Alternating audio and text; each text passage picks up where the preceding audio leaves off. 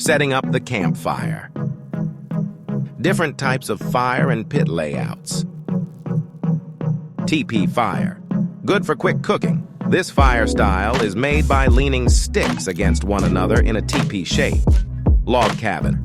Better for long-term cooking, this involves layering logs in a square formation, providing a stable, long-lasting heat source.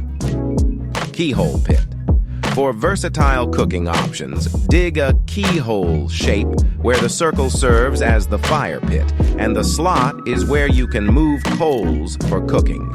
Pit dimensions.